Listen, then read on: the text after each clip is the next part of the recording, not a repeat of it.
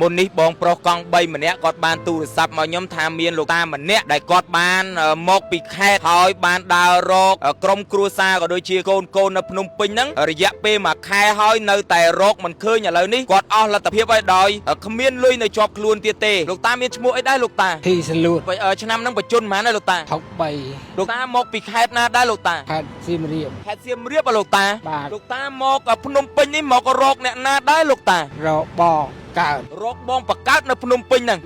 ដើររកប្រហែលថ្ងៃប្រហែលខែហើយលោកតាខែជាងរក1ខែជាងហើយនៅតែរកមិនឃើញទេបាទលោកតាដឹងថាភ្នំពេញធំប៉ុណ្ណាទេបានមករកបងប្អូនដោយអត់មានស្គាល់កន្លែងស្គាល់អីចឹងលោកតាដឹងថាគាត់រស់នៅណាអីនៅណាទេនៅមុខពលានបាទចុះមិនបានទៅរកគាត់អត់ឃើញលោកតាផ្លូវច្រករកឃើញលោកតាវិញលែងស្គាល់បាទលោកតាមានអីនិយាយទៅកាន់បងប្អូនរបស់លោកតាទេសូមឲ្យបង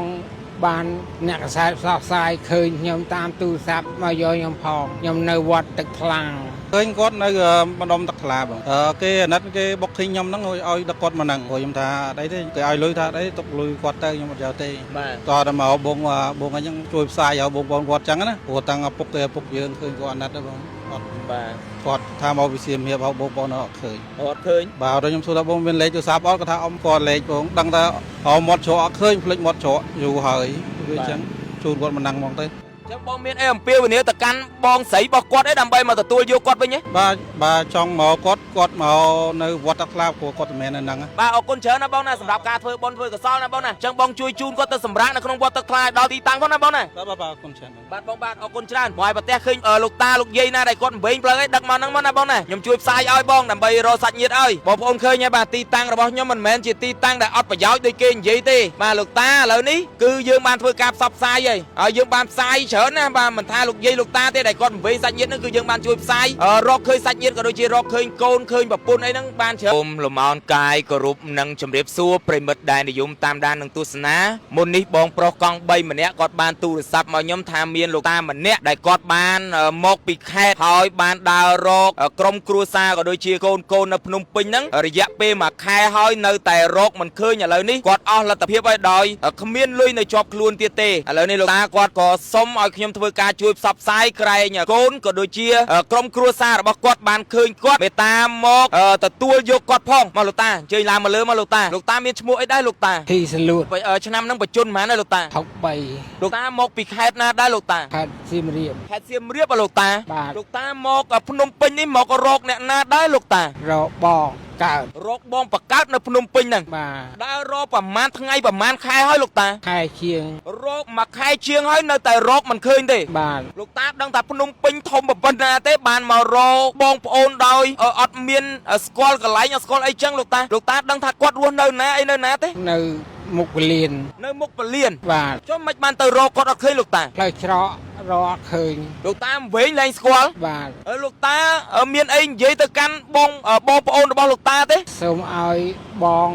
បានអ្នកកសែតផ្សព្វផ្សាយឃើញខ្ញុំតាមទូរស័ព្ទមកយកខ្ញុំផងខ្ញុំនៅវត្តទឹកថ្លាអញ្ចឹងលោកតារាល់ថ្ងៃហ្នឹងសម្រាប់នៅវត្តទឹកថ្លាបាទមកដើររកបងនៅភ្នំពេញហ្នឹងចាយលុយអស់ហើយនៅក្នុងខ្លួនឥឡូវហ្នឹងអត់មានលុយទេគេឲ្យម្នាក់1400-500យ៉ាងដែរអញ្ចឹងឥឡូវហ្នឹងមកគ្រាន់តែចង់រកបងឯងលោកតាណាបាទអញ្ចឹងលោកតាបានបាយទឹកអីហូបហើយឬនៅលោកតាស្មានទេហូបហើយហូបហើយណាលោកតាណាបាទអញ្ចឹងឥឡូវហ្នឹងគ្រាន់តែចង់ឲ្យបងមកយកលោកតាដើម្បីទៅនៅជាមួយវិញទេបាទមានកូនមានប្រពន្ធទេលោកតាមានកូន2ចុះចេញមកហ្នឹងកូនប្រពន្ធដឹងទេដឹងចុះដឹងថាលោកតាមកហ្នឹងរស័តអណ្ដែតដូចចោអីលោកតាបាទឥឡូវហ្នឹងនៅក្នុងខ្លួនអត់មានមកកាក់ម៉ាសេនហ្មងអត់ហ្មងបាទអញ្ចឹងលោកតាមានអីនិយាយទៅកាន់បងប្រុសតាមរយៈព័ត៌មានដែលខ្ញុំផ្សាយនេះលោកតាខ្ញុំនិយាយក្បោះក្បាយបន្តិចមើលបងប្រុសឈ្មោះអីលោកតាហៅគាត់មើលបងស្រីឈ្មោះទូចនៅមុខពលានបាទអញ្ចឹងគាត់ចង់ជួបជុំបងប្អូនវិញទេលោកតាណាបាទអរគុណច្រើនឥឡូវសួរបងកង់3បន្តិចដែលដឹកគាត់មកបងកង់3ចូលមកគៀកតិចមកបងបាទចូលធ្វើប៉ុនហ្នឹងមកធ្វើប៉ុនឲ្យអស់មកបងកង់3បងអាចជំរាបបន្តិចបានទេបងឃើញប្រទេសឃើញគាត់នៅណាដែរបងកង់3ឃើញគាត់នៅម្ដុំទឹកថ្លាបងគេអាណិតគេបុកឃើញខ្ញុំហ្នឹងឲ្យដឹកគាត់មកហ្នឹងខ្ញុំថាអីទេគេឲ្យលុយថាអីទុកលុយគាត់ទៅខ្ញុំអត់យកទេបាទតតែមកបងអញ្ចឹងជួយផ្សាយឲ្យបងប្អូនគាត់អញ្ចឹងណាព្រោះតាំងឪពុកគេឪពុកយើងឃើញគាត់អាណិតទេបង អត់ បាទ គាត់ថាមកវិសៀមភាពហៅបងប្អូនអត់ឃើញ អត់ឃើញ បាទដល់ខ្ញុំសួរថាបងមានលេខទូរស័ព្ទអត់គាត់ថាអ៊ំគាត់លេខបងដឹងថាហៅមាត់ច្រកអត់ឃើញភ្លេចមាត់ច្រកយូរហើយវាអញ្ចឹងជូនគាត់មិនដឹងហ្មងទេ ចឹងបងមានអីអំពាវនាវទៅកាន់បងស្រីរបស់គាត់អីដើម្បីមកទទួលយកគាត់វិញហ៎ បាទចង់មកគាត់មកនៅវត្តតាក្លាបគាត់មិនមែននៅហ្នឹង បាទចឹងបងឥឡូវនេះដឹកគាត់ត្រឡប់ទៅវិញណាបងណាដើម្បីគាត់ទៅសម្រាកហ្នឹងណាបងណា បាទដឹកគាត់ទៅវិញបង បាទបងបាទអរគុណច្រើនណាបងណាសម្រាប់ធ្វើបុណ្យធ្វើកុសលមួយនេះណាបងណា បាទអរគុណច្រើន បាទឥឡូវប្រិមិត្តបានឃើញហើយបងប្រុសកង់3ដែលគាត់ជាអ្នកដឹកលោកតាមកទីតាំងកោស្ពានជ្រោយចង្វានេះដើម្បីខ្ញុំធ្វើការជួយផ្សព្វផ្សាយដើម្បីស្វែងរកនៅបងស្រីរបស់លោកតាដែលលោកតាគាត់ដើររមួយខែដាច់បាយដាច់ទឹកដើររបងស្រីបាទឥឡូវនេះរមិនទាន់ឃើញទេឥឡូវនេះបងកង់3គាត់ក៏ដាច់ចិត្តដឹកមកគល់ស្ពានជ្រោយចង្វាហ្នឹងដើម្បីខ្ញុំធ្វើការជួយផ្សព្វផ្សាយក្រែងបងស្រីរបស់គាត់បានឃើញតាមរយៈព័ត៌មានដែលខ្ញុំផ្សាយគឺមេតាជួយទៅទទួលយកលោកតាវិញផងនៅវត្តទឹកថ្លាបាទប្រិមិត្តឥឡូវនេះយើងមានតែជូនលោកតាដើម្បីទៅសម្រាកនៅវត្តទឹកថ្លាវិញព្រោះនៅទីតាំងគោស្ពានជ្រោយចង្វានេះអត់មានកន្លែងសម្រាកទេចុះលោកតាអញ្ជើញណាលោកតាណាអញ្ជើញទៅសម្រាកវិញបាទចៅផ្សាយឲ្យហើយបាទប្រហែលជាបងស្រីលោកតាគាត់បានឃើញគាត់នឹងទៅទទួលយកលោកតាណាលោកតាណានៅវត្តទឹកថ្លាហ្នឹងអញ្ចឹងលោកតាសម្រាកឲ្យស្រួលបាទនៅក្នុងរាត្រីនេះស្អែកឡើងបងស្រីទៅយកណាលោកតាណាបាទអរគុណច្រើនណាបងណាសម្រាប់ការធ្វើបុណ្យធ្វើកុសលណាបងណាអញ្ចឹងបងជួយជូនគាត់ទៅសម្រាកនៅក្នុងវត្តទឹកថ្លាដល់ទីតាំងផងណាបងណា បាទអរគុណច្រើនបង បាទបងបាទអរគុណច្រើនមកឲ្យប្រទេសឃើញលោកតាលោកយាយណាដែលគាត់វែងផ្លូវអីដឹកមកហ្នឹងមកណាបងណាខ្ញុំជួយផ្សាយឲ្យបងដើម្បីរកសាច់ញាតិឲ្យបងប្អូនឃើញហើយបាទទីតាំងរបស់ខ្ញុំមិនមែនជាទីតាំងដែលអត់ប្រយោជន៍ដូចគេនិយាយទេបាទលោកតាឥឡូវនេះគឺយើងបានធ្វើការផ្សព្វផ្សាយហើយយើងបានផ្សាយច្រើនណាបាទមិនថាលោកយាយលោកតាទេដែលគាត់វែងសាច់ញាតិហ្នឹងគឺយើងបានជួយផ្សាយរកឃើញសាច់ញាតិក៏ដូចជារកឃើញកូនឃើញប្រពន្ធអីហ្នឹងបានច្រើនណាលោកយាយមានអីដែរលោកយាយអញ្ជើញមក